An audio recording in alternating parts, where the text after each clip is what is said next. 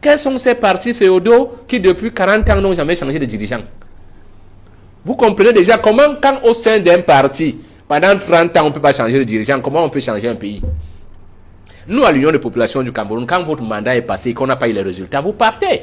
Vous imaginez un ministre désigne quelqu'un, la justice décide que cette décision est nulle. Mais ce ministre reçoit cet individu qui arbore l'écharpe et dit qu'il est secrétaire général de l'UPC. Vous savez ce que ça veut dire? Si les Camerounais estiment que la justice ne peut plus les protéger, qu'est-ce qui va se passer? On entrera en guerre civile. Voilà ce que vous préparez. L'ORDPC, tous ces gens, Madame Bimaye, vous savez, quand ces choses ont commencé à arriver à l'UPC en 92, tout le monde a ri et a dit que c'est bon. L'UPC n'avait pas besoin de légalisation. L'UPC a été remise sur les rails en 66 et elle n'a plus jamais été dissoute. Mais le RDPC avait violé. Edmond faisait comme s'il découvrait. Au RDPC, on ne respecte aucune loi. Même les propres lois qu'ils ont fixées. Depuis que le PO lui est là, il a déclaré ses biens. Quel est ce ministre qui ont déclaré leurs biens? On a vérifié. Depuis que nous sommes revenus à la démocratie, quand la Cour des comptes sort son texte, est-ce qu'on fait la suite? Maintenant, il y a les décisions de justice qui sont tombées. Le Premier ministre a reçu un président du conseil d'administration qui est sanctionné par la loi. Le conseil constitutionnel a dit que ce monsieur n'a pas qualité pour parler au nom de l'UPC. Même vous, les médias, nous, on s'est simplement dit qu'on ne va pas faire des procès à tout le monde. Vous vous imaginez? Le conseil constitutionnel dit qu'un individu, c'est-à-dire le monsieur Paul Hippolyte, n'est pas qualité pour parler au nom de l'UPC. Et les ministres de ce pays le reçoivent en tant que secrétaire général et ils écrivent ça. Il reste quoi au Cameroun à faire? Dites-nous. Qu'est-ce que vous nous proposez comme solution quand vous piétinez la loi? Voilà les histoires qui vont mettre ce pays à feu et à sang. Mais je pense que Paul Biya, du haut de sa sagesse, parce qu'à son âge maintenant, il ne vous reste que la sagesse et la vérité. Je crois qu'il va mettre terme à ce jeu. Et je pense même que pour une fois, il va mettre terme à ce jeu de manière brutale. Et les gens n'auront que les larmes pour pleurer. Et je pense que le professeur Mathias ne devrait pas faire de telles sorties. Parce que là où nous sommes là, personne ne sait ce que le président de la République va faire. Mais moi, je pense que pour une fois, il posera un acte qui permettra au Cameroun d'échapper au chaos que les uns et les autres dessinent. Parce que ces gars dessinent le chaos, pourquoi?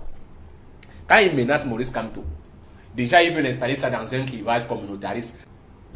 Et c'est un coup monté. On avait fait à l'UPC. On avait fait croire aux gens que l'UPC est un parti où il n'y a que les élus Bassa. Même quand ils ont fabriqué leur fameuse alliance par laquelle ils vont torpiller le parti, apparemment le secrétaire général de l'époque avait proposé les gens de toutes les régions. On lui a dit non. On prend les gens seulement pour qu'on dise que c'est les Bassa. Ça, c'est un jeu malsain. C'est un jeu qui entraîne la guerre civile. Il faut sortir de ce jeu. Les Africains n'ont plus besoin de guerre parce que l'impérialisme n'attend que ça pour nous piller. Moi, je dis ça du haut de ce micro. Les peuples africains n'ont plus besoin de guerre pour prendre le pouvoir ou pour le préserver. La guerre, c'est contre nos ennemis qui nous envoient les Boko Haram et les terroristes. Nos militaires doivent préserver leur vie pour que la souveraineté de nos territoires soit préservée. Donc, entre nous, nous devons y aller de manière sereine, calme et d'en fair play. La politique, c'est un jeu de gentlemen. Alors, soyons clairs, le mandat impératif est très important.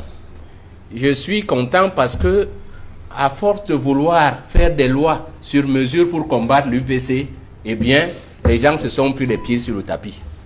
Cette loi-là qu'évoquait tout à l'heure Edmond Kamgia, il faut comprendre qu'elle a été faite essentiellement pour arrêter les partis qui voulaient mettre la discipline.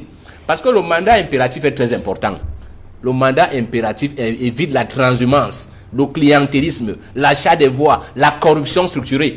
Or, comme le RDPC ne fonctionne que depuis la corruption et l'achat des voix, lorsque l'UPC et le SDF ont lancé la dynamique du respect de la vision du parti, parce que c'est ça qu'impose le mandat impératif. On dit tu es tenu par tes électeurs. Tu es élu sous la coupole d'une opposition qui dit que nous voulons restructurer le Cameroun, que nous voulons une économie ouverte, que nous voulons la couverture sociale.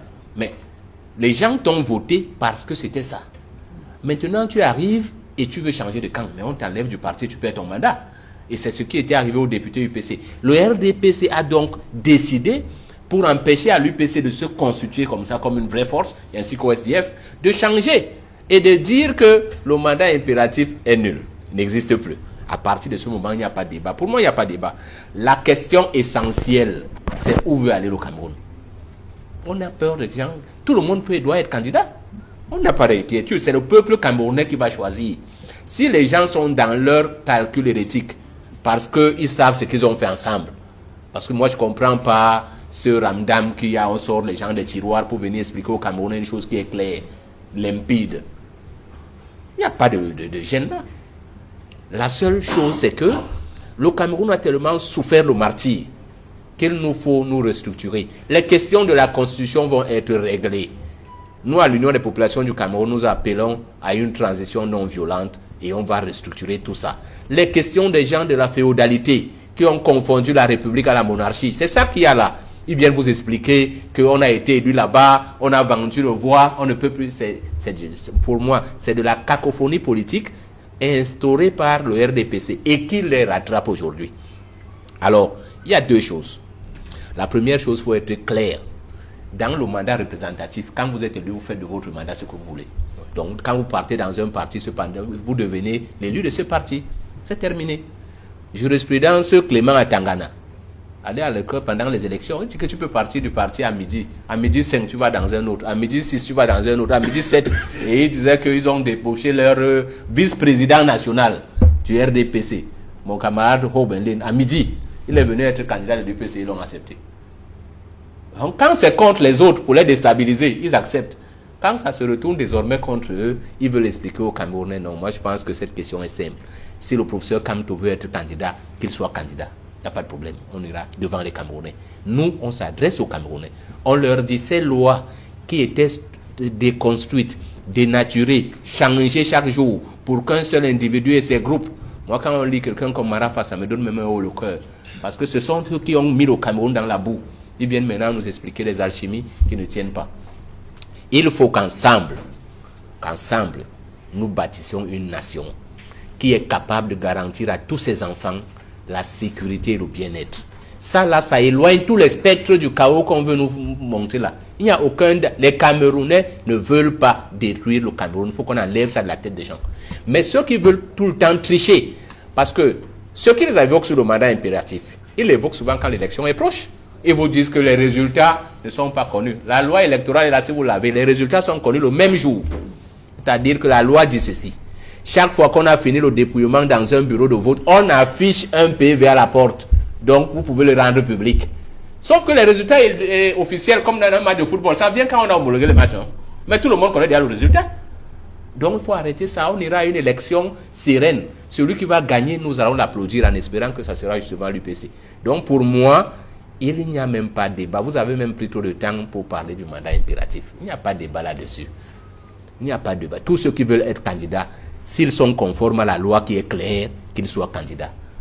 Vraiment, une fois de plus, j'apprécie beaucoup la dynamique que vous faites pour donner cette instruction aux Camerounais. Que tous les diplômés, n'est-ce pas, dénaturés. Parce que notre pays a un problème.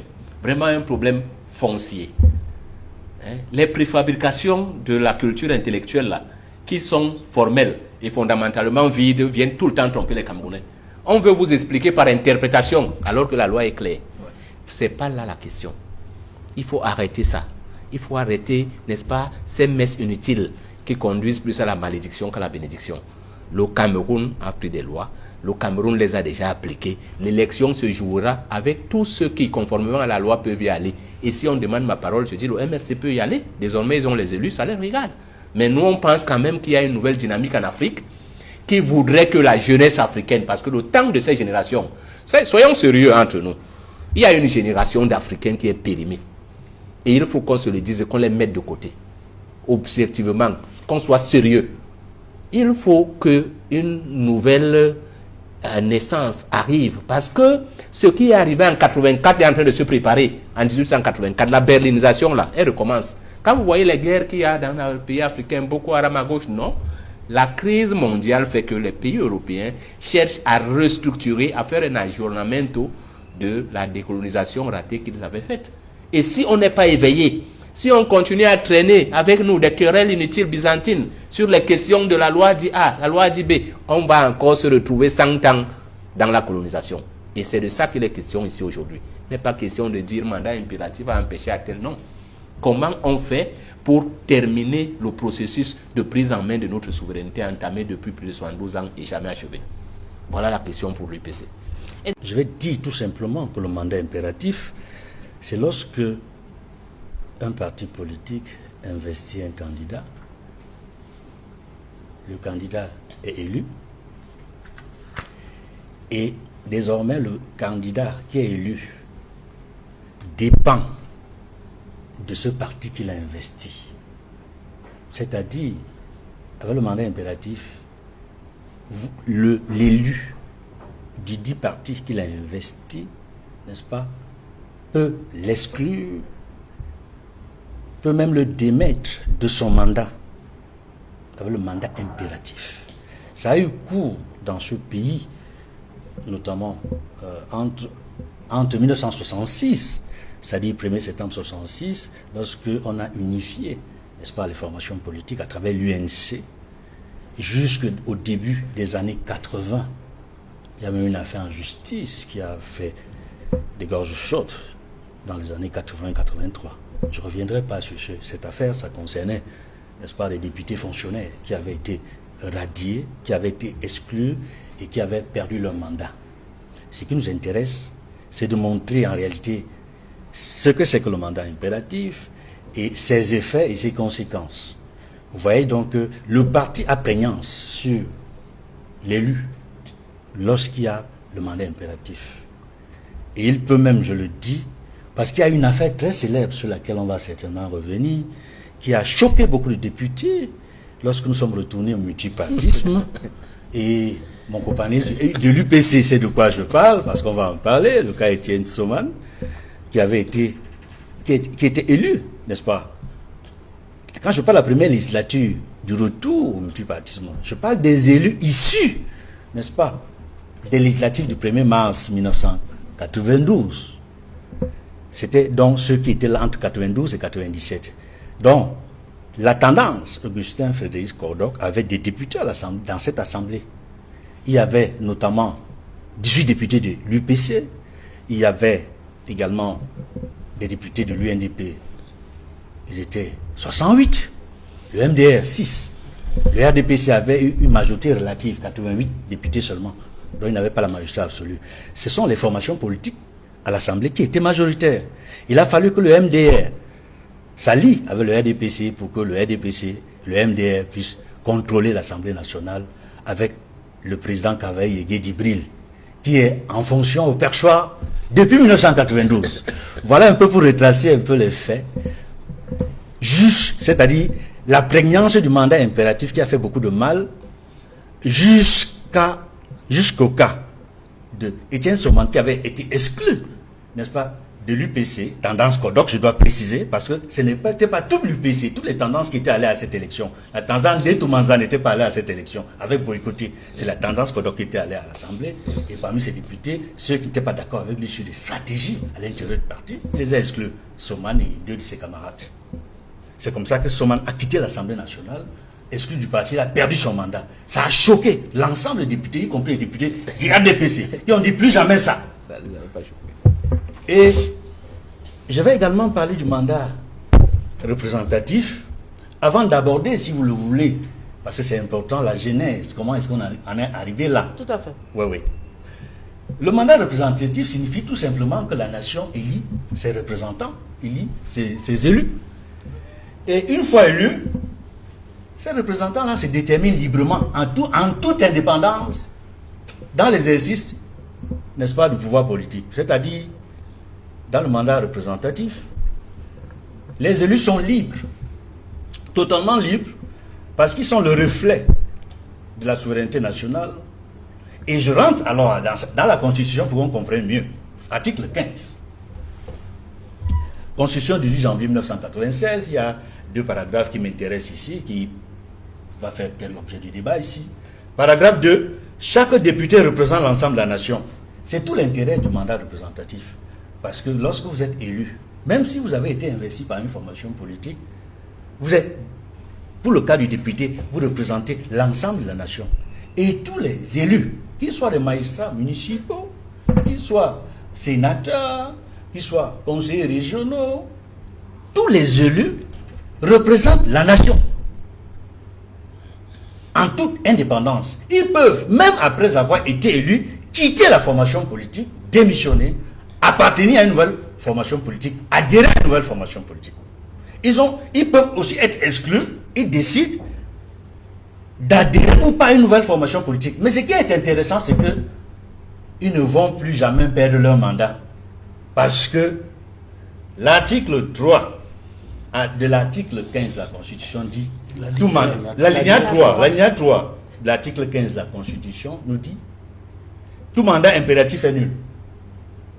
Cela signifie que ce que je vous ai expliqué tout à l'heure par rapport au mandat impératif, qui faisait en sorte que, même si quand vous avez été investi, le député apprégnant sur vous peut même vous exclure. Désormais, ce n'est plus possible.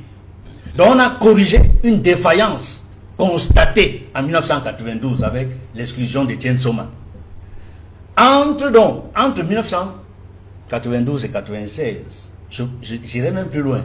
Entre 1991 et 1996, il y a eu un gros travail qui a été fait dans l'élaboration de la Constitution depuis la rencontre tripartite du 30 octobre au 17 novembre 1991. Tout a en fait commencé, tout le travail constitutionnel a commencé à la rencontre tripartite.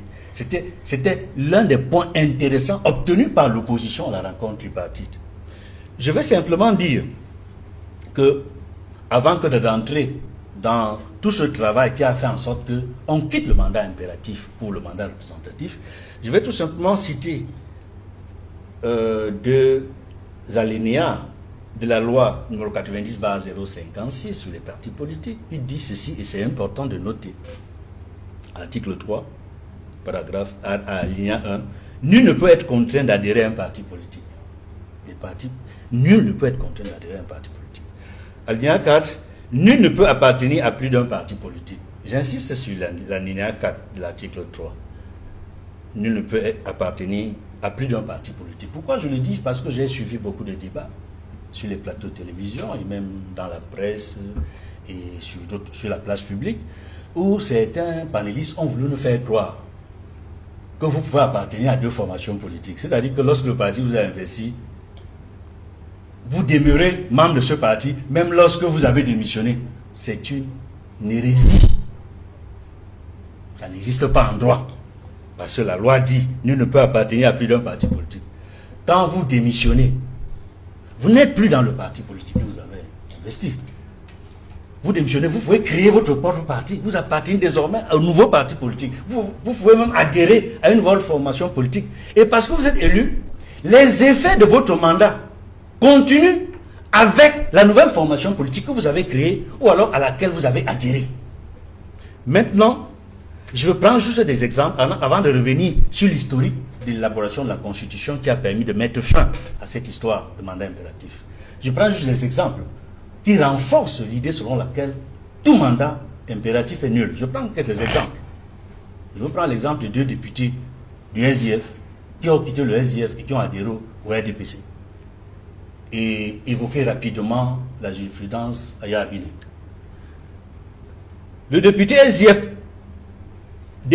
favori 4, Oscar Edimon Doumbé, qui est bien connu, a démissionné du SIF le 5 octobre 2018. Il a rejoint le RDPC de manière officielle à la séance plénière de l'Assemblée nationale le 19 mars 2019. C'est important, les précisions et les dates. Dès lors, il siégeait dans les rangs du RDPC et agissait comme militant du RDPC et appartenait au groupe parlementaire RDPC. Je prends un autre exemple d'un député SDF qui a rejoint le RDPC. Le député Akamwa, oui, a démissionné de sa formation politique. Je me rappelle bien parce que j'avais les échos de la conférence de presse qu'il avait tenue ce jour-là, après avoir démissionné. C'était le dimanche 22 mars 2015 à Yaoundé, à l'hôtel des députés. Il donnait une conférence pour expliquer pourquoi il retourne dans son ancienne maison. Il disait que le RDP c'est mon ancienne maison. J'ai dit le RDP, le SDF, parce que la direction du parti, le leadership du parti, je ne me retrouve plus sur le plan idéologique. C'était sous le feu Chairman Nijon Fondi. Akamwa avait donc démissionné pour rejoindre le RDPC et il agissait désormais comme membre du RDPC, militant du RDPC et dans le groupe parlementaire RDPC. Maintenant, rapidement, la jurisprudence à Aya Abine, c'est qu'il était député du RDPC au cours de la législature des années. Je me rappelle, c'est en 2011 qu'il a démissionné, il était député. Il décide, la même année-là, cette l'année-là, il y avait l'élection présidentielle d'octobre 2011, il démissionne de sa formation politique. Il crée son parti politique, le PAP, il dépose sa candidature. Et je me rappelle également qu'il y avait eu des contestations au sein du RDPC. Certaines personnalités, certains cadres du RDPC avaient porté plainte, ça l'a fait aller jusqu'à la Cour suprême. Mais il a gagné. La justice a donné raison à Paul Aya Abine, qui a été candidat de son propre parti politique, le PAP, après avoir démissionné du RDPC. Parce que tout mandat impératif est nul. Bon, je ne sais pas. Non, pour clore cette première phase, c'est important. Pour montrer qu'effectivement le mandat impératif est nul, je vais citer un ancien ministre d'État, un ancien secrétaire général à la présidence de la République qui a commis un ouvrage. Il est malheureusement dans les liens de la prévention, il est en prison, Marafa Amidou Yaya. Il a été secrétaire général à la présidence de la République entre 1997 et 2002. Donc il fait partie, n'est-ce pas, de ces ministres-là qui ont implémenté la Constitution de 1996 en étant secrétaire général du RDPC entre 1997 et 2002, avant d'être ministre de la secrétaire de la présidence, pas du RDPC. Secrétaire général de la présidence de la République. Voilà. Oui, secrétaire général de la présidence de la République entre 1997 et 2002. Avant d'être par la suite, pendant 10 ans, ministre de l'administration territoriale et la décentralisation. Vous savez très bien, M. Fauchivet, qui est en charge des organes, n'est-ce pas, de l'aspect organique des textes, de la coordination de tout ce travail-là au secrétaire, à la présidence de la République. Qui c'est? Le secrétaire général de la présidence de la République. Donc c'est Marafa, qui était donc en charge de tout ce qui concerne des textes, qui coordonne tout le travail. Et on avait déjà la Constitution qui avait été adoptée, promulguée par le chef de l'État le 18 janvier 1996. Et voici donc ce qu'il dit. C'est très important dans son ouvrage, qui me semble-t-il va clore ce débat sur le mandat impératif qui est nul. C'est à la page 123. Le livre, c'est le choix de l'action. Le choix de l'action, c'est très important, cet ouvrage. Le choix de l'action, mais 10 ans au MINAT. Voici exactement ce qu'il dit à la page 123. À la page 123. Ça, c'est quelqu'un qui était en charge de cette question-là, aussi bien comme secrétaire général de la présidence de la République qu'au MINAT pendant 10 ans. Voici ce qu'il dit. Ça, c'est un extrait. Mais sur la question du mandat des élus, il dit ceci. Le Social Democratic Front, SDF, a posé des problèmes d'un autre ordre. En plus de causer des troubles de faible importance lors des opérations d'investiture, le parti a fréquemment radié des magistrats municipaux nouvellement élus, en demandant au MINAT de les démettre de leurs fonctions. Nous avons toujours opposé une fin de non-recevoir à ces requêtes, estimant que si l'investiture est du ressort des partis politiques, une fois élus, les magistrats municipaux et les députés deviennent des responsables publics et ne sont astreints qu'au respect des lois de la République. Fin de citation. Je pourrais revenir par la suite, lors d'une autre prise de parole, pour expliquer comment on est parti de la tripartite à la Constitution qui consacre le fait que tout mandat impératif est nul. Et comment est-ce qu'on parvient à la Constitution du 18 janvier 1996? C'est important de le savoir. Cette Constitution qui a des acquis de ce que j'appelle la rencontre tripartite. Parce que c'est là-bas, à la rencontre tripartite, que l'opposition parvient à imposer dans l'agenda, dans l'ordre du jour, le débat sur la réforme constitutionnelle, qui n'existait pas avant. C'était pas ce qui était prévu initialement à la rencontre tripartite. Il s'agissait de débattre de 2 textes seulement. L'accès des partis politiques dans les médias publics et ensuite le débat autour d'un avant-projet de code électoral. Vous voyez bien que, même quand on parle de code électoral, c'est depuis la rencontre tripartite. C'est des acquis de la tripartite. C'est pourquoi c'est important que je revienne. Comment est-ce que le débat sur la réforme constitutionnelle nous a permis d'évoluer jusqu'à obtenir la Constitution du 18 janvier 1996, où on voit une disposition de l'article 15 qui renforce le pouvoir des élus. Donc, dans mon ouvrage que voici, le journalisme du carton rouge, réflexion et chronologie des années orageuses, je l'ai publié en 2003, à la page 242, je note ceci: le 30 octobre 1991, c'est le début de la conférence tripartite pouvoir, opposition, société civile. Les participants obtiennent, entre autres choses, la levée des villes mortes, la promesse du démantèlement du commandement opérationnel et surtout ceci, la promesse de l'élaboration d'une nouvelle constitution. Et en fait, la promesse d'élaboration d'une nouvelle constitution, l'opposition qui avait en son sein des juristes éminents, parmi lesquels Adamon Damdjoua, de regretter mémoire, qui a été à la commission, n'est-ce pas, à la commission technique de la tripartite sur cette question-là. Quand ils ont obtenu qu'on débatte aussi de la réforme constitutionnelle, très vite, le parti au pouvoir et la société civile se sont rangés du côté de l'opposition. On dit c'est une question importante de débat de la Constitution, de réviser. Parce que la question de la révision de la Constitution du 2 juin 1972 est véritablement axée, débattue à partir de la rencontre tripartite par tous ceux qui avaient été invités. Donc, dès lors que le projet de réforme constitutionnelle a été accepté, on a créé, ça on est en 91, hein. Je vais aller très rapidement. On a créé une commission chargée des problèmes constitutionnels. Ensuite a été créé le comité technique tripartite, qui en fait était chargé d'élaborer l'avant-projet de constitution. Puis, très rapidement, il y a eu le comité chargé de la rédaction des questions constitutionnelles. Et ce comité-là comprenait 11 membres qui ont travaillé du 17 novembre 1991 au 17 mai 1993. Pourquoi j'insiste sur les dates?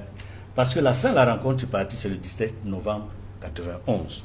Donc il y a des gens qui ont continué le travail sur l'élaboration, sur le projet d'élaboration d'une nouvelle constitution jusqu'en 1993. Qu'est-ce qui se passe le 17 mai 1993?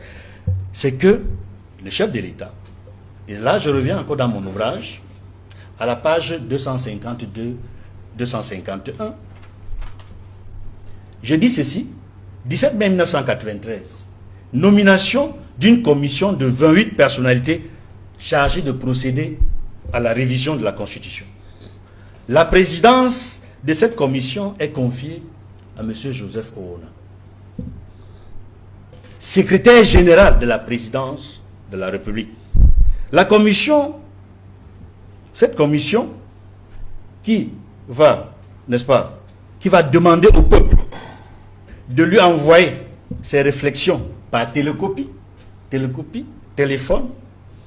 et par poste, achève ses travaux le 12 juin 1993. Donc il y a eu d'abord un comité chargé d'élaborer la Constitution qui a été constitué 11 membres en 1991.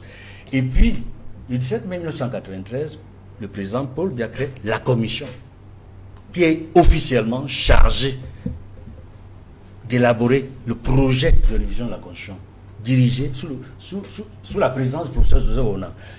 C'est 28 membres, plus le Joseph Oona, ça faisait 29. En fait, on a seulement ajouté d'autres personnalités, pour la plupart des juristes, aux 11 qui avaient démarré le travail depuis 1991. Pour revenir à la question. Maintenant, je vais juste rapidement dire que, à la page 259 de mon ouvrage, je rappelle que c'est le 23 décembre 1991. Parce que nous avons un devoir pédagogique ici. Nous sommes là pour expliquer et enseigner sur des questions que tous les téléspectateurs ne sont probablement pas ni forcément au courant.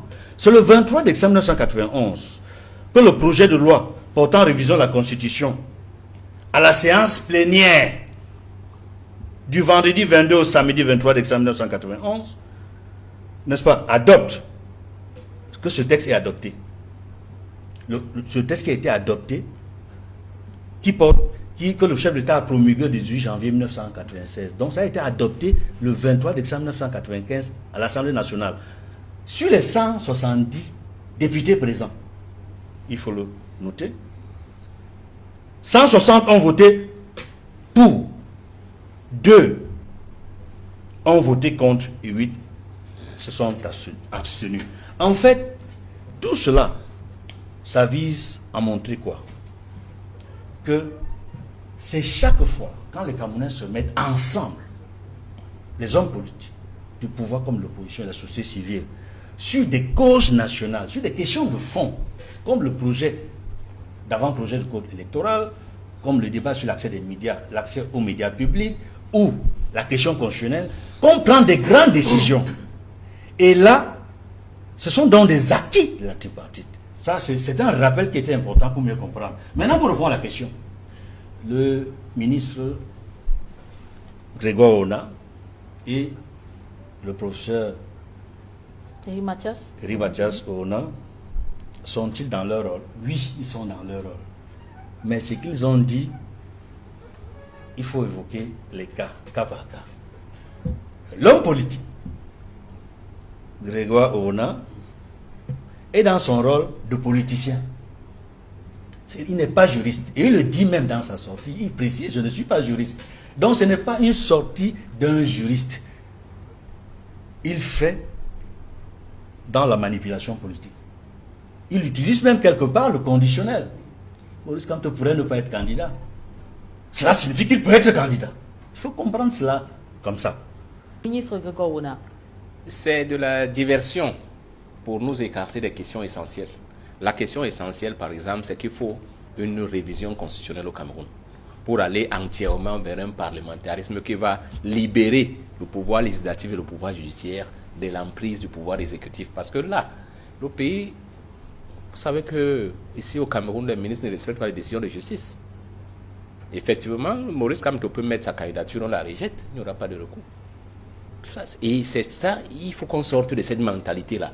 Parce que les deux camps qui s'affrontent, je vous l'ai dit au début, pour nous à l'Union des populations du Cameroun, c'est une grosse opportunité qui s'offre au Cameroun de changer de système. Il ne s'agit pas... Or, le système est en train de se battre en nous présentant deux personnes qui sont ensemble depuis. Il s'agit de la rupture du triangle équilatéral. C'est ça qui se... Là, ils veulent le changer de côté simplement. Les deux... Le triangle équilatéral, on le connaît politiquement. Donc, le code électoral a été constitué pour la préservation du triangle équilatéral. La constitution du Cameroun et les lois qui ont été prises, je vous ai expliqué maintenant, visaient simplement à écarter l'UPC pour faire maintenir en place la demi-souveraineté et le triangle équilatéral. Maintenant, nous sommes dans l'impasse. Donc, Mathias Grégoire, en fait, quelque chose se prépare. Paul Biya sera-t-il candidat? Je crois que quand on est sérieux, à 95 ans, on ne vient plus. OK?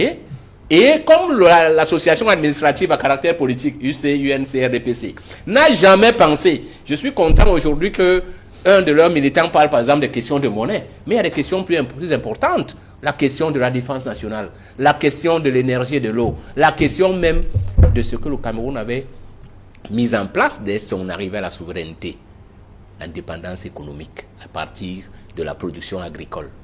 Voilà les questions importantes. Et nous, à l'Union des populations du Cameroun, nous disons que le socle constitutionnel doit respecter la liberté individuelle des Camerounais.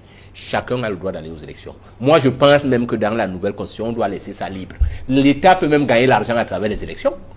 On laisse ça, on met une caution et puis vous payez. Vous venez là, même si vous êtes 1000. Vous savez combien de candidats il y a souvent aux États-Unis? Vous savez comment on fait les candidatures en France là? Vous payez simplement le montant qui est estimé pour vos bulletins de vote et autres. Vous partez à l'élection. Ça permet de mettre l'argent et ça permet d'instruire le peuple camerounais. La querelle électorale est clivante et menace la paix sociale. Pourquoi? Parce que nous avons économiquement échoué. Et il n'y a que la politique qui permet aux gens de piller les caisses de l'État. Voilà le vrai problème. Toutes les querelles que les gens vous organisent là, ils ont mis le pays à terre Et il n'y a que les fonctions politiques qui permettent de garantir de placer son fils dans quelques poches. D'ailleurs, tous ont mis leur fils dans les poches et ils pensent qu'ils vont se régénérer. Un du RDPC était ici un jour, il disait qu'il y aura la transmission familiale du pouvoir, qu'il y a l'hérédité politique. Ce sont les choses pour lesquelles l'Union des populations du Cameroun invite le peuple camerounais, qui est majoritairement jeune, à tourner définitivement le dos à cette classe politique, qui est en train de jouer avec son destin pour un siècle. Je vous dis que le destin qui se joue là au triangle national, les partis du triangle national, nord, ouest, sud, centre, sont en train de préparer un coup qui va nous mettre dans le pillage économique de notre sol et de notre sous-sol pour un siècle.